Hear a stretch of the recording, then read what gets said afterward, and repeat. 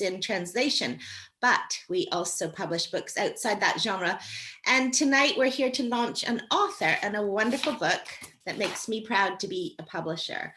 Architect by day and writer and social media demon by night, David F. Ross was the first author we published here at Orenda, and he crashed onto the Scottish literary scene with his brilliantly funny and equally heartbreaking debut novel, The Last Days of Disco.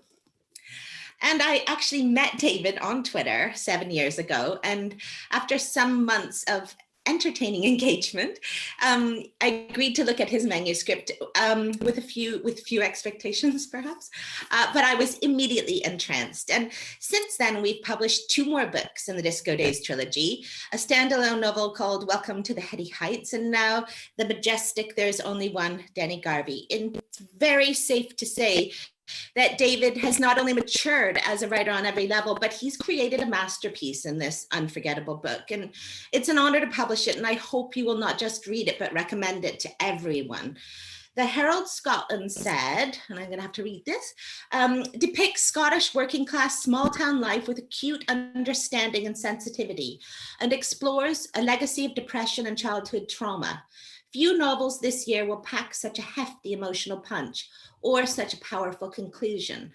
And Paul Burke at New Books magazine wrote a heartfelt working class novel from a Scottish author who wields his pen like a stiletto. No reader will come out unscathed, but each will be richer for the experience of reading. And that really is the tip of the iceberg. Leading the proceedings tonight is the inimitable Stuart Cosgrove, and it's a privilege to welcome him now. So Stuart is from Perth, and he is a writer and broadcaster. He was a staff writer with Echoes and media editor of NME.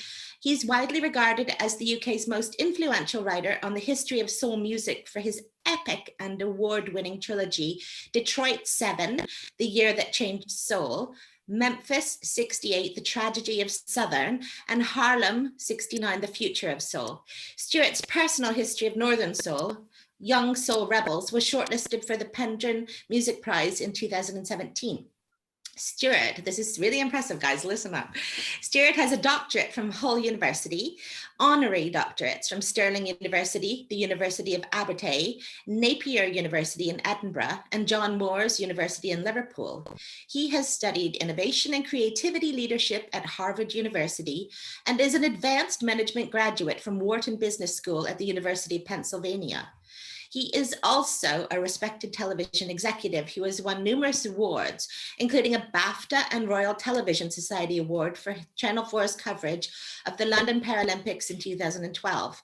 His recent book, Cassius X, or I'm not sure if it's Cassius X or Cassius 10, was published in 2021 in the UK, that's this year, Germany and the USA. So we are in impressive company tonight. A little bit of housekeeping. There are signed copies of There's Only One Danny Garvey available from our partner bookshop, Portobello Bookshop in Edinburgh, and you can contact them at portobellobooks.com. You'll also receive a limited edition bookmark like this one. And of course, now more than ever, it's so important to support independent bookshops. The more business we put their way, the more likely we are to see their survival and a continuing wealth of vibrant and interesting, unusual books being published. But now I'm going to hand things over to Stuart. If you have a question at any point, use the Q&A facility at the bottom of the screen, and we will leave lots of time at the end to go through them. And now, Stuart and David, you are up. Karen, thank you very much indeed, and good evening, everyone. Lovely to have you along at David's launch. David F. Ross, There's Only One Danny Garvey. I've got the privilege to have written the cover notes, which says, a brilliant, bittersweet story that captures the rawness of strained relationships set against the struggles of a failing lower league football team. This is Ross's best novel yet. And I can absolutely assure you it is. David, congratulations on this, but let's start by talking a little bit about the world of the book, the world that the book is set in. Why don't you just give us a little kind of upsum of where this book is set and why that's important? Hi, Stuart. Hi, everybody else.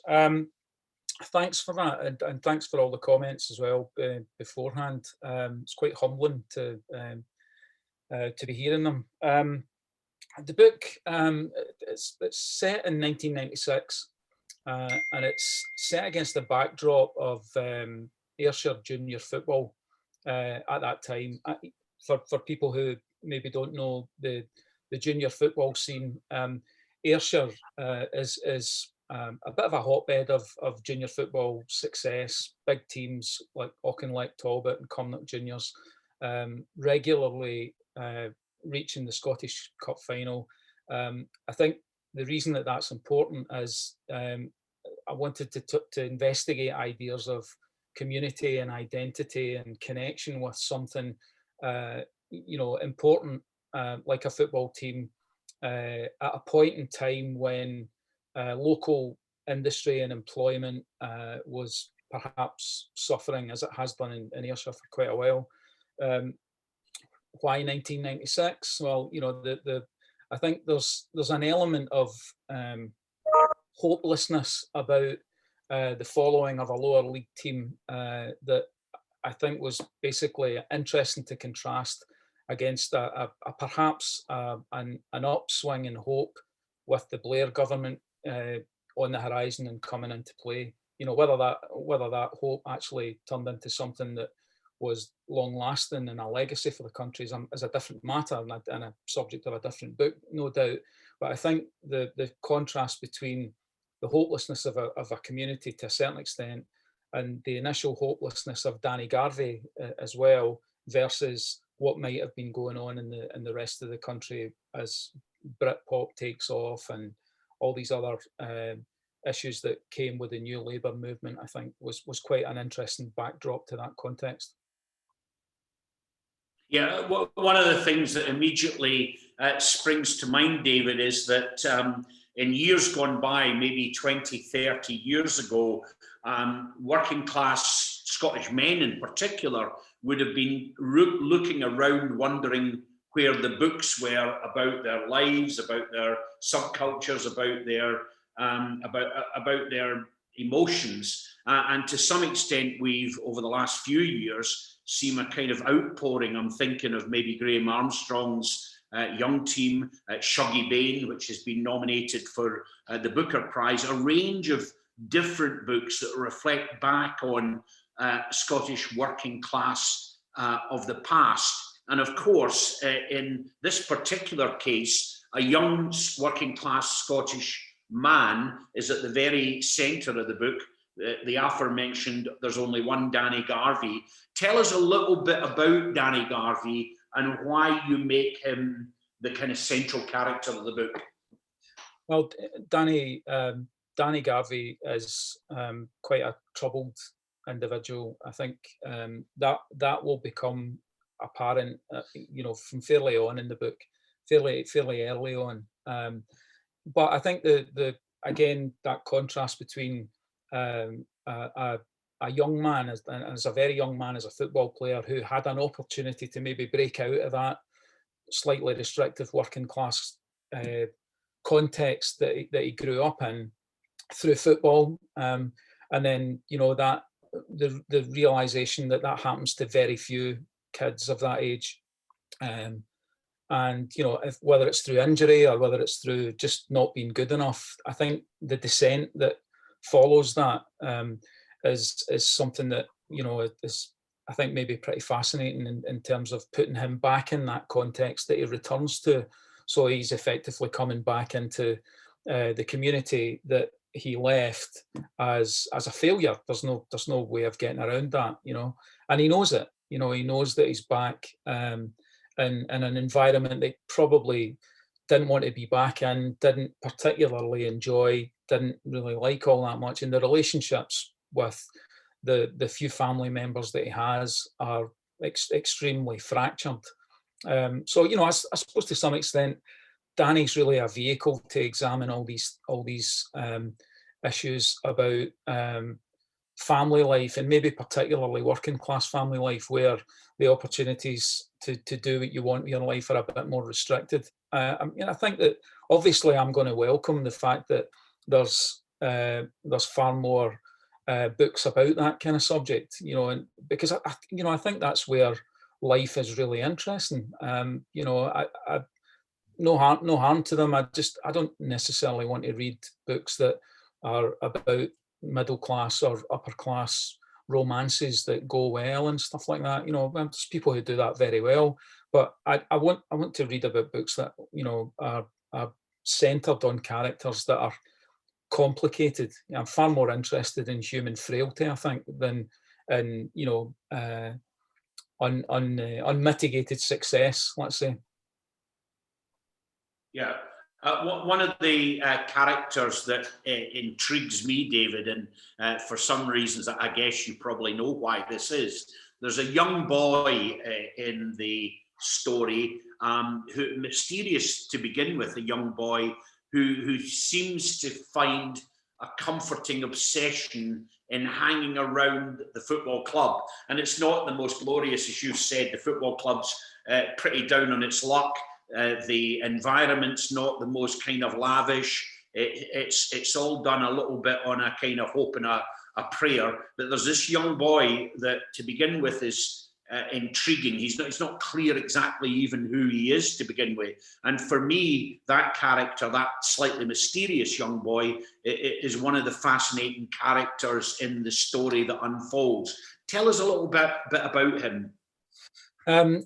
Damien, or Damo as he's known, is this 10-year-old child who is classed as being difficult, has had difficult situations in his school life, and he's at a point where his teachers and his parents to some extent don't really know what to do with him. In terms of his relationship to Danny, who's never met him, Damo is Danny's nephew, the son of his elder brother Raymond, and his girlfriend Nancy.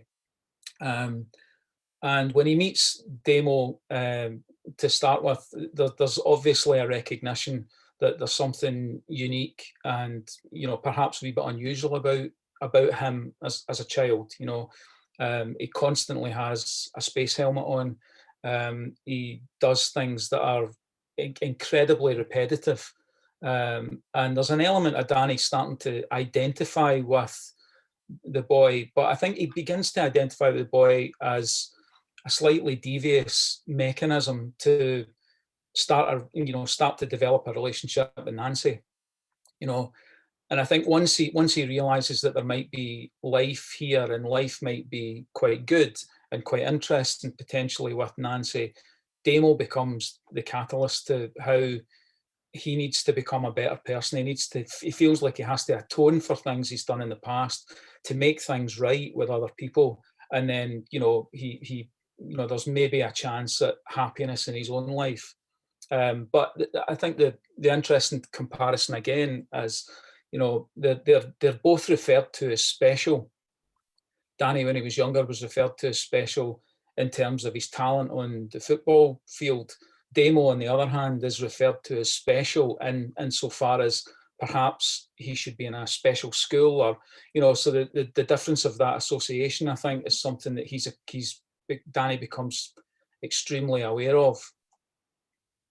Yeah, it kind of feels, we talked a little bit about this in the kind of research process where you were talking about, maybe giving Damien some of the characteristics of maybe an autism spectrum disorder or a ADHD or maybe a learning disability. And that makes him much more interesting as a character. But he also, curiously enough, managed to hold great historic knowledge of the football club, doesn't he? And the club's previous players. Yeah, I mean, there's an obsessional aspect of the statistics of the football club, and once Danny understands that and maybe appreciates where it's coming from, there seems to be a kind of parallel, maybe it's coincidence, maybe it's not, but there seems to be a parallel in how the team starts to play better, and the boy finds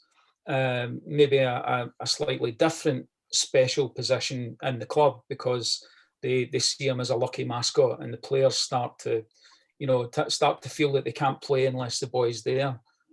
He makes observations, let's say, about whether a player's ever scored in the first half, or whether, what other teams. It's a statistics thing. He gathers all these statistics, and Danny starts to take notice of the statistics, and they slightly change the style of play when Damo's around.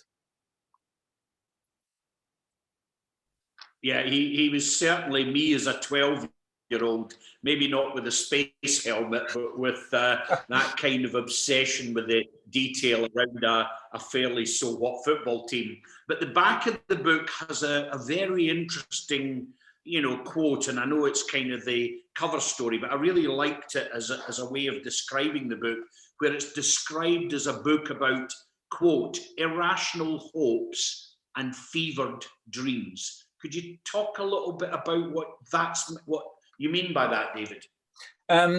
Yeah, I think that's a connection to every one of my books, really. Everybody in all of the books are burdened with irrational hopes, and I kind of love that about them, to be honest. I mean, I think the fact that you can be and you can come from what's maybe lazily described as a deprived area or whatever, but it doesn't stop you having ambitions and dreams that are probably going to end up being unfulfilled. So I think the irrationality of Higgy or Danny or any of the other characters here, in terms of what they want to try and get out of their life, despite probably privately knowing that the odds are stacked against them, socially or culturally. Yeah. If there's tropes and themes in all of my books, that's probably it. The only difference is that almost all of them get the chance to touch that opportunity, before it's maybe snatched away from them. In terms of the fevered dreams, really, I think that's beginning to indicate, that unlike the title on the cover, there's maybe more than one Danny Garvey at work here, and the person that you maybe see when he's narrating part of the book isn't necessarily the full description of his character. It's just who he wants you to see at that particular point in time, But to be honest, I think we're all like that. I think we're all a bit like that. We maybe particularly on social media, we present the side of us that I think we would perhaps want people to see, the most attractive parts of us, and conceal everything else. Yeah, David. When you started to work on this book, and you've mentioned already the Ayrshire junior football was the kind of backdrop of the football part of the story, which is important, but not the only part to the book. Did you consider it locating it elsewhere, or because you yourself grew up in the area, was it always going to be that place that you already knew? And did that mean that you had to research, or did you instinctively know the world in which it was set? I think I never played junior football. I played at amateur football level in Ayrshire. And I think the background stories and places and passions that are even witnessed at that level meant it was always going to be an Ayrshire story. I think there's a lot of the things that came fairly naturally to me from memories and from just how grounds work, or how you're treated when you go to certain places, and bits that you would want to go and play at, and other grounds that you would run a mile from.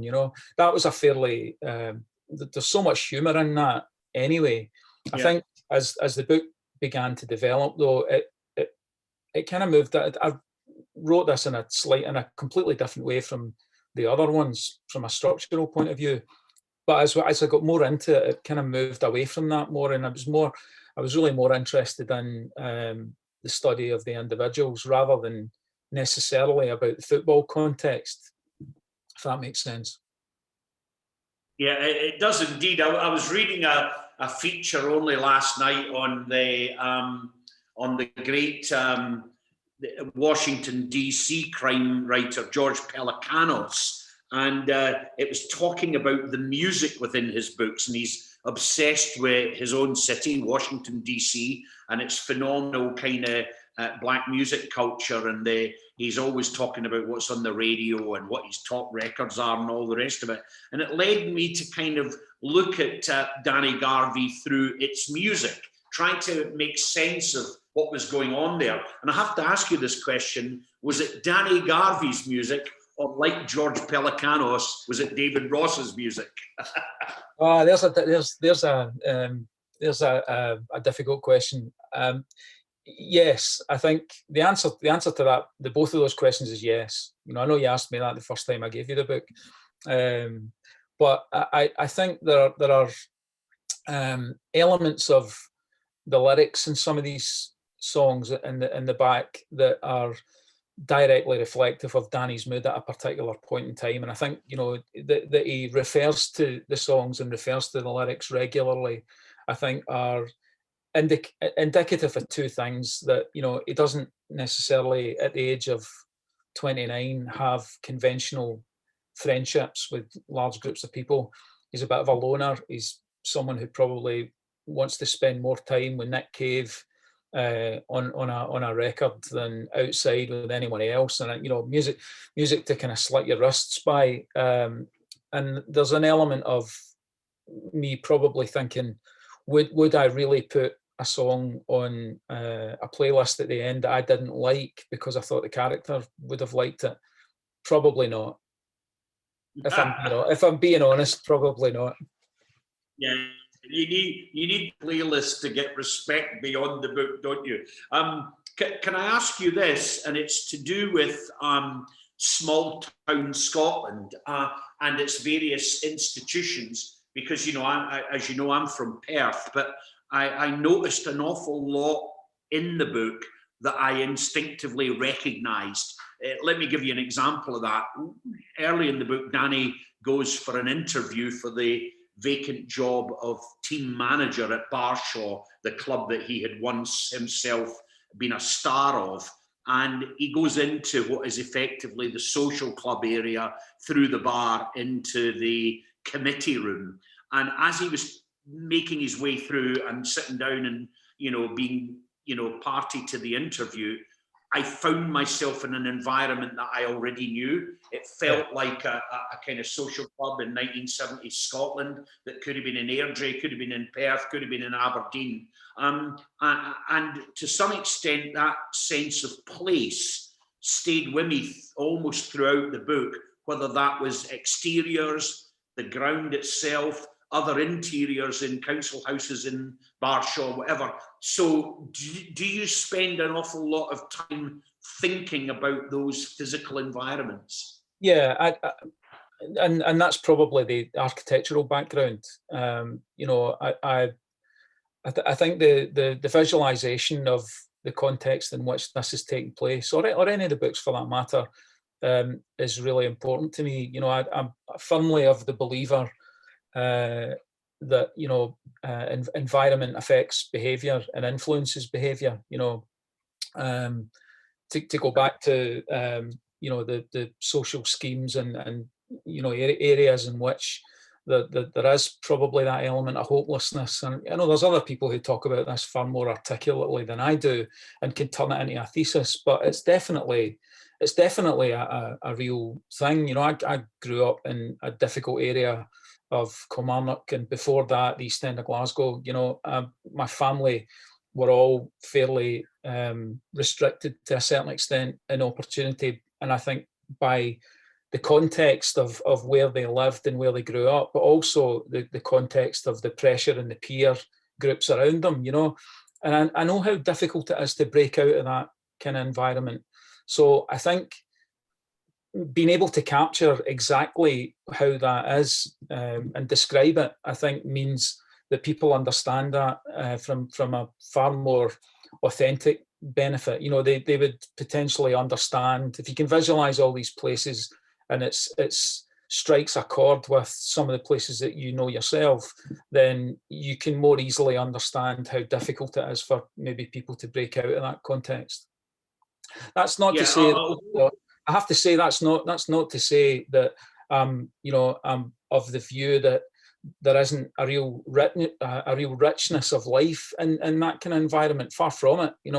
I think if you go searching for it, there's far more richness, and maybe the books and the authors that I naturally gravitate to really understand that. Yeah, I was just wondering, given that we've talked about the book being essentially about young men and their connectivity to football through Danny and through his brother Raymond. The woman that dominates the book really is Nancy, who is quite a significant and complex character in the book. Without giving away too much about the role she plays, could you describe her, please? Give us a sense of her as a character. Well, Nancy is Raymond's girlfriend, who I think is in a situation that it looks to Danny like she's settled for a life that is.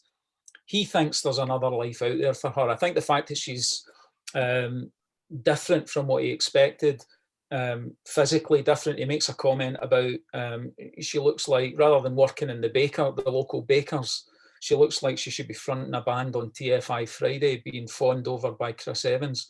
So she's different from what he expects, and different from what he expects of someone who looks like they've settled for life in a tiny village in Ayrshire, and I think that starts to play on his mind, that if gradually there's a relationship develops with her, then, as I mentioned earlier on, then there's maybe hope for him, where he probably thought, he's going to be lonely and isolated for the rest of his life. So I think her role really is of, he's her ambition. Or his aspiration, and the very fact that she's got. I'm wondering. Sorry. On you go. I was going to say, on you go. Sorry. I was just going to say that the fact that she's got what other people are classing as a difficult child, but one that Danny can identify with, makes her more attractive to him rather than less. Yeah. I wonder, I know that we've had this conversation and you've kind of brushed me off, but I'm going to come back to it again. And I know your publisher is listening too. I've noticed that there's a vogue in Scottish writing just now for people to go to fundraisers and bid to have their name written into a book as a character. So you pay your £100 and Val McDermott writes you in, and you're one of a kind of gang, or you're a police officer or something like that, and you're added to the book. I wanted to actually push that a stage further, because David, you know that I'm a inconsolable romantic, and I genuinely put this book down and wanted a different ending for the characters. Now, I'm not getting no spoilers, so I'm not going to tell you what does happen, but there is, for me, a feeling. I actually felt deeply sad that the outcome was the way it was, because I'd built up very, very high hopes for there being some kind of renaissance, or some kind of him actually finding a new self, or and I have to say, I felt emotionally quite drained at the end of it. Now, I know you write books for that purpose, but there's a wee bit of me saying, oh, come on, give me a different ending as well. I'm a romantic. I have to say, I find this hard to believe from Stuart Cosgrove, who clearly is one of my heroes. But anyway, Stuart Cosgrove is a guy with the red triangle who brought that Channel 4. Remember that? Do you remember that? All that porn information and the red triangle. I needed the money at the time. To now be claiming to be an old romantic, I find that hard to believe. You have mentioned that before, and I think it probably just was never in my mind to end it like that. It's funny because a few people have mentioned to me that the ending was quite surprising or quite shocking. And I look at that and I think it felt like it was the only ending that there could be. To me, it's weird how I get that other people pick up the story and you interpret how that story is differently. But I honestly looked at it and thought it's the only way I could have ended it, really. It's definitely not a book that feels like there's another one coming, if you know what I mean. It definitely had to be a standalone one. Yeah, I wonder, therefore, without giving very much away, can I ask you a related but very different question? Is Danny Garvey a character that you feel as a writer you would want to live with a bit more in your life, or not? No, I don't think so. I think that's definitely a one-off. I mean, I have to say that I love the book. I mean, I'm really, really pleased with it. I think West Camel, who my editor, who may be on here, I think has to take quite a lot of credit for how it's turned out. For pushing me a bit further. But I'm really pleased with it. But I don't think there's more life in it, unless, of course, as I mentioned to you before, when the BBC or Channel 4 are inevitably making this into a film, and Martin Compston is Danny Garvey. Yeah. I've no doubt that somebody will want to make it into a different ending or a happier ending, and then there'll be all those ongoing follow-on series. Will be 9 series down. It'll be like that Homeland program, Yeah. And I'll have changed my mind by that time, Stuart, of course. Then you will, yeah. Well, one of our audience panel members, Anne Cater, has said that she actually had to read the ending 4 times before she could kind of really accept what was happening. So I think she's agreed with me. That I was actually really taken aback by the ending of the book. And that's not a spoiler. It's buy the book, read it, and then you yourself can judge whether you share with me a sense of kind of like emotional surprise at the end of it. Another panel member is asking me, there's a character called Billy Gilmore. Who was he named after? Given that there is a pretty decent footballer called Billy Gilmore. Billy Gilmore was named after the pretty decent footballer Billy Gilmore, who my son had the very great pleasure of being involved with the performance school and the training down in Kilmarnock, where Billy, I think, was maybe about 14, 15 before he moved on. Clearly, at that time, one of the he will become, I think, one of the greatest players Scotland's ever had, and I felt that it was only right. Now that he's a Chelsea player as well, of course, I felt that it was only right that I appropriated his name for this book. It's absolutely nothing to do with hoping that Billy Gilmore posts it on his Twitter feed to his millions of followers, but you never know. David, I don't know whether it was something that you wanted to do or not, but if there's a small section of the book that you would like to read for us, we'd be very delighted for that. Is there anything you'd like to do?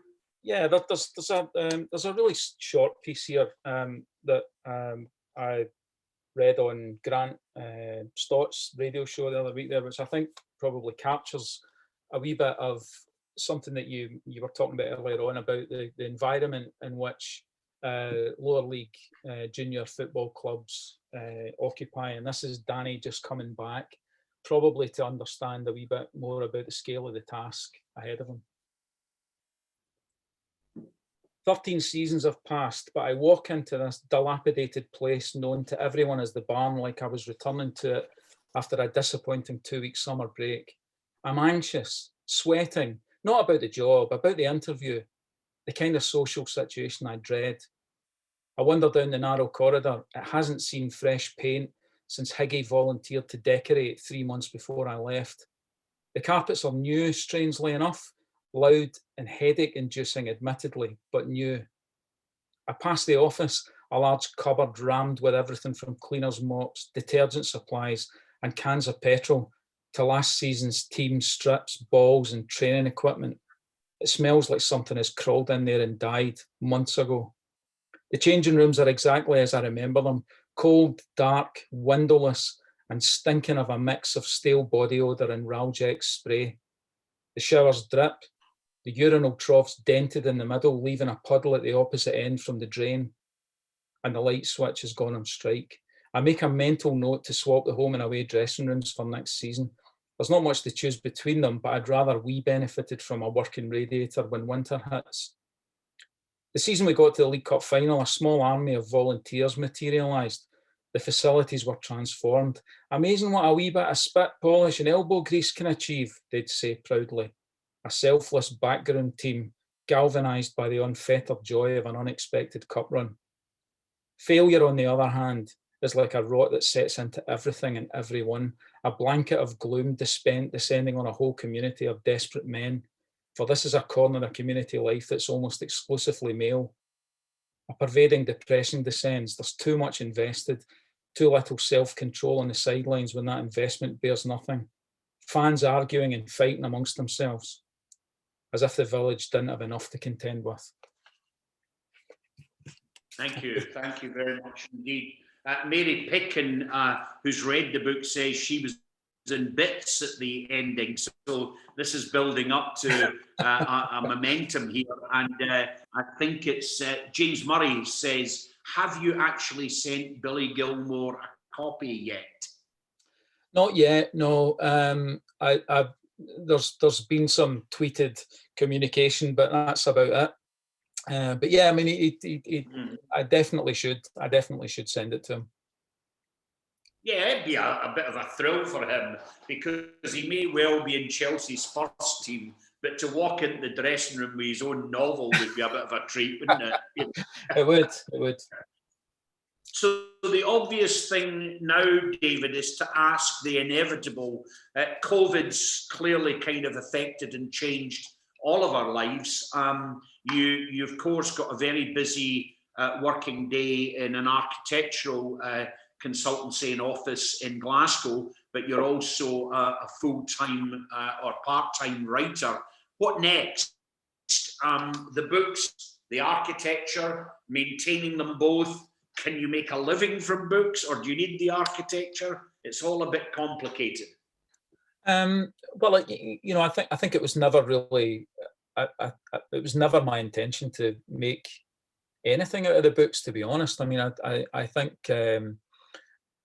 I didn't start writing with any real expectation that what I was writing would get published. I think it was more, there's a whole host of reasons, I suppose, but I think more about therapy, to be honest. I found it quite therapeutic when I worked away from home, and I started to enjoy it, and I found it relaxing, and you know, so I think the fact that I sometimes feel a wee bit of a fraud, actually, because I hear a lot of stories about people who have spent maybe years trying to get a book published, and then eventually do, and they've got loads of letters of rejection from publishers and agents and all the rest of it, and I don't really have any of that, and it sometimes feels like I haven't served my time in that context. But having said that, you know, to now have a better understanding of how to go about writing a book, and to start to veer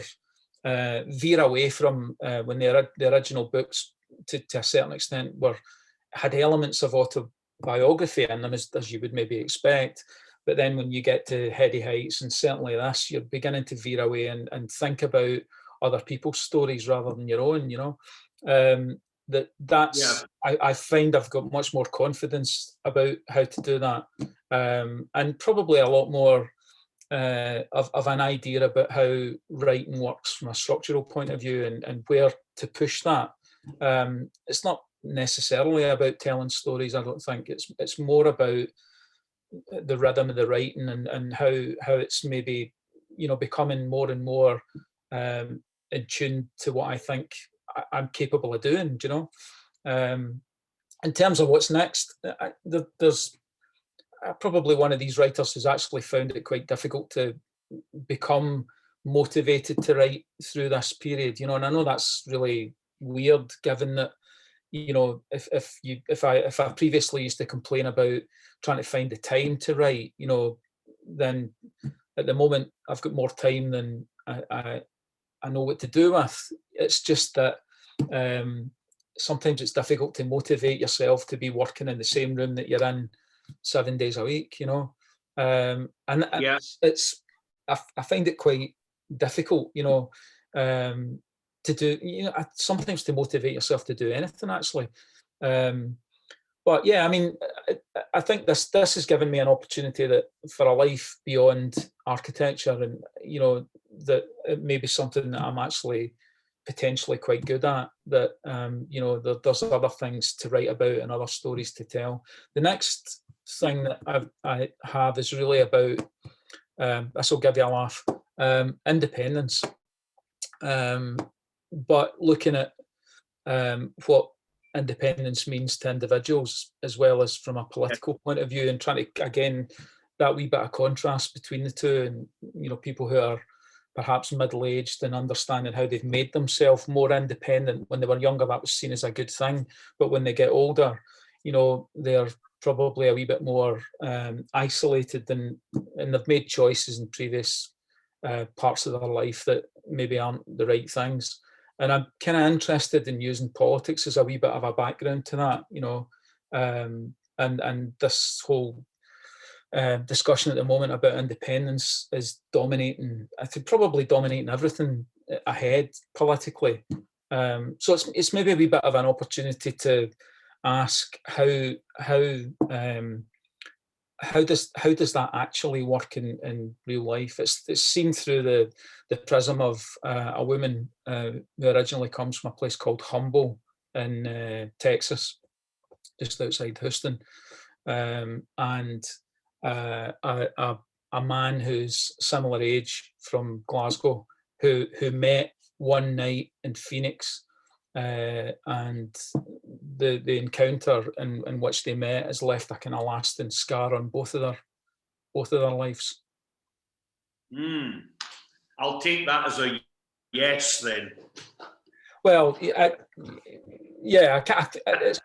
I mean, I'm winding you up, David. You know. No, I was going to say yes myself there, and then I thought, you know, there's far more complexity to that yes/no situation at the minute that I think it's probably a good thing for a book to investigate, you know. Yeah, very much so.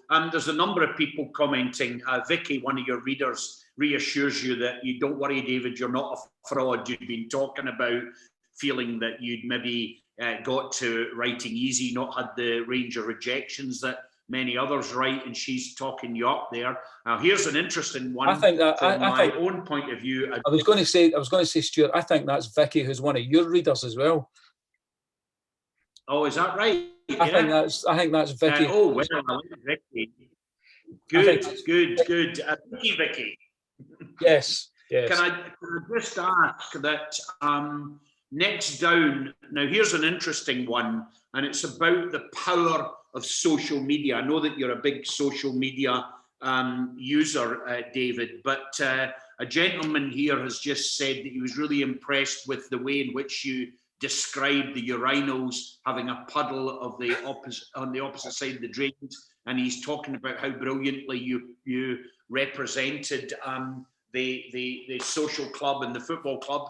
His name's Nelson Blackley. Now, I have to say, good evening, Nelson, to you. Nelson was at my class all the way through secondary school. We'd not spoken for decades, and then one day popped up on social media. I happened to be going down to Nottingham, where he lives, to promote one of my books on soul music, and we decided that we'd catch up for breakfast in a breakfast bar in Newark in Nottinghamshire, and we'd not seen each other for the best part of 40 years. And this is him now joining tonight's event. I hope you get a hold of the book, Nelson. You'll really, really like it.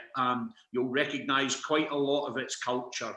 And also, we're hearing also that you're being referred to as humble there. You're right. My wife caught me shedding. Oh, wait a minute. I better read this before I read it out. My wife caught me shedding a tear. My wife caught me shedding a tear at the BBC documentary about Tommy Burns. Why do you think that football has the power to emotionally dismantle men when compared to other aspects of life that may be handled more coldly? That's quite an interesting one. What is it about the psychology of men that feel emotional, sometimes deeply sentimental about football? I think it's an outlet. You know, I think we've potentially all got that in us.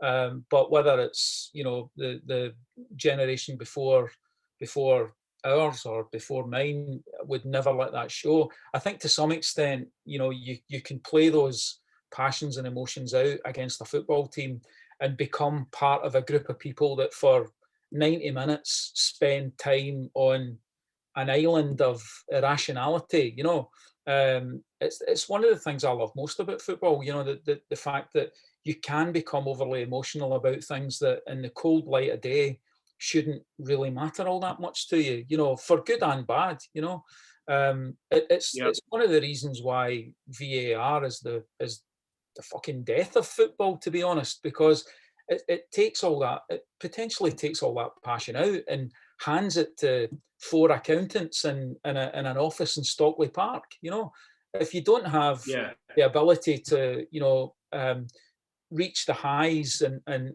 then sometimes the lows of football, you know, then what's it for? I just don't get it, and I totally get that that comment there.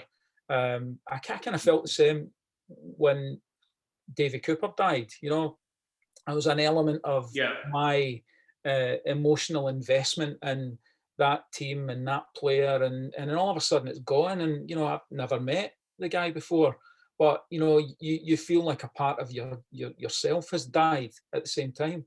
It's you know, it's not. I don't think it's only about football. I mean, I think a lot of people experienced that maybe when David Bowie died as well.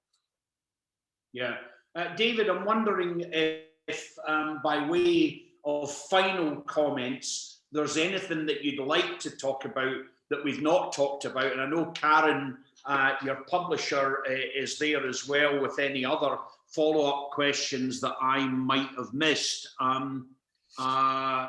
So one character, it's actually Neil McAllister, says, push comes to shove, who is your Ayrshire junior team? It's the age-old Scottish one. Who do you really support? I have to say, I don't really have an Ayrshire junior team. You know, I'm fascinated by the Talbot and Cumnock. You know, I tell a couple of stories about teams that I, you know, maybe not necessarily team. This is going to sound terrible for anybody who's a fan of a team. There had to be, again, I'm not giving it away here. There had to be a wee bit of a villain of the piece in this story, and it's a team from Lugar, Winton Rovers. Now, why? Because that's a real team. Why Lugar, Winton Rovers? I played a game once and got chased by a bunch of guys. Well, not only me, our team got chased by a bunch of guys wielding baseball bats and carrying with Alsatian dogs at Lugar, Winton Rovers. And I've never quite forgotten that, you know, having to just make it back into the dressing rooms and the doors locked and all the rest of it, and someone desperately trying to find a way of phoning the police in the days before we had mobile phones and stuff like that to let us get away, you know. And so I'm not a fan of Lugar, Winton Rovers. So rather than telling you my favourite teams, I'll start to tell you the ones that I really don't have any affection for. Got knocked unconscious in a game in Muirhead, and put in a back in the days before anybody really cared about concussion injuries or anything like that, because it was a cup game and it was level at the time. Got put in a taxi and sent home with nobody there. And by the time I got back to the house and I had kind of come round a wee bit, the taxi driver had to ask me where I stayed. And I couldn't remember. I genuinely couldn't remember. I'm looking around at different parts of the town to see if I could remember anything, and I couldn't remember where my address, So I'm driving around in a taxi with my strip still on, and thumping, and a big egg beginning to appear on my head. So Muirhead, they're another team that I don't really fancy all that much. Yeah. Well, it is the old adage.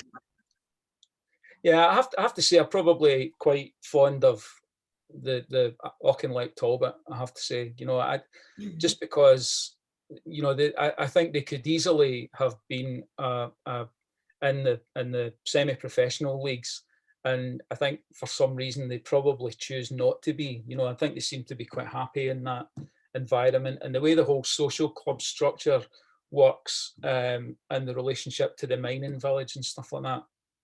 And the fact that Billy Young, their captain in the mid-90s, gave me a wee bit of background research on so I think they're probably my team. They're your team. Well, James Murray concludes by saying football is about uncertainty and optimism. So there's two very changing emotions going on. I'm going to hand over to Karen now to conclude the evening and add any other thoughts or questions. Yeah, I see there's a few more questions here. I think we've got one from Joel Adams here, who said, and I think maybe that you've answered this, David, knowing that there are so many places in Ayrshire football that you could have made the villains of the piece. Is it Dallery? Yep. Kilburn. Why did you choose Lugar?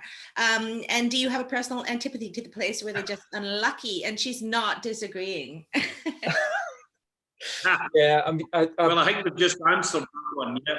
Yeah, I think you answered that one. Okay, I'm gonna move on. We got a question from David Harris, and this is really interesting actually. He says he was really struck by the difference between the speech in the book, which is full of Scots, and some of the interior thoughts, which are more standard English. The contrast is striking. So did you set out to create these different voices, or is it simply to distinguish what's said out loud from what's thought?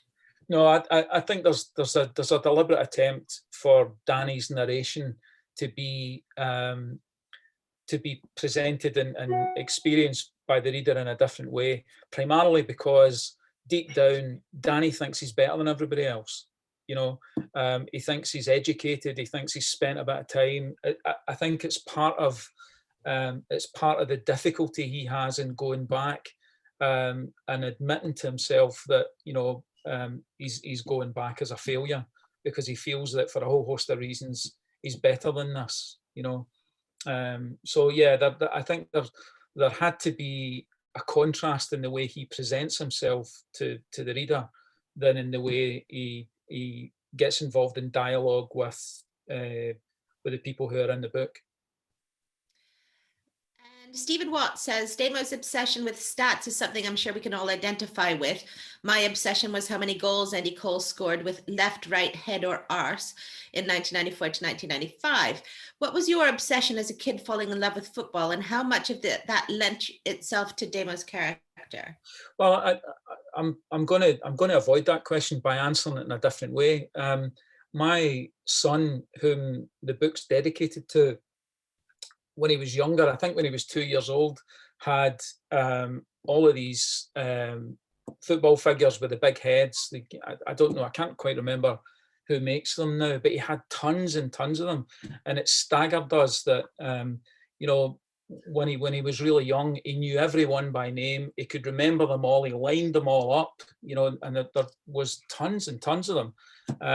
And for years, we thought this was amazing, and Nathan, I think, dedicates his time to football, you know what I mean, and from the local community club where he coaches, and Kilmarnock Football Club where he's community coach as well. And part of this is basically a wee bit of a tribute to people like Nathan, who dedicate their life and their time to football with, in some cases, no reward. They don't get paid for it. They put all the hours in. It's about the development of football players and community, and I'm really fascinated by that. So a lot of the characteristics of Damo came from some of the things my son was involved in. I hope he wouldn't mind me saying that, but some of the things he I don't say experienced, but demonstrated at that age, you know. We have a house full of those little big-headed football figures too. Okay, this is the final one, and then we're going to probably have to call this to close, but it's from Ian Thompson, and he says, as more junior teams like St Andrews United or Kirkcaldy or Dysart move into amateur leagues, what future do you think junior football will have in Scotland? Stuart can answer that too. Yeah, well, go, David. I was going to say I'll give it a go, but Stuart will give you a far more articulate and important answer than I can. To be honest, I really don't know. I mean, I think COVID is potentially the death knell for a whole load of clubs at semi-professional and even professional level. Now, what that might leave is it might leave smaller professional leagues of groups, teams that can survive, and the amateur stroke junior leagues much more regionally orientated. I think the teams that are perhaps in more trouble at the moment are the ones in the middle, you know, that are almost requiring that regular input of supporters and finance that they're probably not going to get from the higher leagues. It's you know, it's debatable, and it'll probably depend on your football affiliation, whether you think there's far too many clubs in Scotland. I think there's probably a lot of people feel like that, but I don't think it's limited to Scotland. I think this is a problem in England as well, and arguably it's maybe even a bigger problem because of the financing of the Premier League. I think there's going to be teams in the third, fourth division and further on down that are going to struggle to survive going forward. So, you know, it may ultimately end up in the restructuring of the game by default, I think. I've got quite a lot of hope for that question for a number of different reasons, but I think it is, as David hints, quite a kind of mixed picture. My first thought would be that recently, over the last half dozen years, Scotland has opened up the so-called pyramid system, which allows teams to grow up through the leagues and indeed to go down them as well. But what that's done is it's ended the closed shop that once existed in Scottish football. Now, it began with the introduction of some of the Highland League teams to the north of Scotland. Now Inverness and Ross County are comfortably amongst our top 15 teams. Ross County in the top division, Inverness near the top of the championship. And if you look across the board, a whole range of other new teams, Annan, Cove Rangers, Kelty Hearts, even Queen's Park, who've just gone professional this year after 100 plus years of being an amateur team. These are all teams that are aspirational about working their way up through the pyramid. One of the problems, one of the barriers is that we, unlike other leagues in Europe, we are cheek by jowl against one of the most expensive and cash-rich leagues in the world, the English Premiership. The outcome of that, and there are some good things that come out of that, but one of the things that's less good is that these clubs have got huge academies and sometimes very bloated youth development schemes. And there's a tendency, we've just come to the end of a transfer window where young players find their way into the Scottish teams because they've once come from, Tottenham or Chelsea or Man U, and it gives them a cachet or a romance that makes them seem important when they arrive. But very few of these young players actually make it in Scotland, and at worst, they're actually a barrier to young Scottish players building up their success. So I've got mixed views of this. The only thing I would say, and I say this from the point of view of the club I support myself, is that a lot of people pass judgment on small community clubs because maybe they don't have big support or big fan base. But it's very, very difficult to turn around to even 300 people and say, we're taking your club off you because there aren't enough of you. Because that's when people get quite angry, because they think that you're trying to kill off their identity, their community, and who has the right to do that? And whilst I agree that there are too many clubs in Scotland, I don't want to be in the meeting that decides which one of them goes. And that ultimately is the outcome. You can't turn around to somebody and say there are too many clubs, so Brecon, Forfar, you can go, because these are clubs that have been around for 120 years and they deserve their dignity, So it is a complicated story, but I think it's quite an affirmative story in Scotland, and I wish those clubs all the best. And we can see the impact of a small village club on the characters in this amazing book. And I'd like to thank Stuart so much for this incredible discussion. You've brought out all of the wonderful themes, the humor, the music. This is a book about football, and it's also not about football. It's attracted attention from readers of all descriptions, and it is magnificent. And David, you are not a fraud. I'm honored to publish your amazing book. I would just like to end with one tiny little story.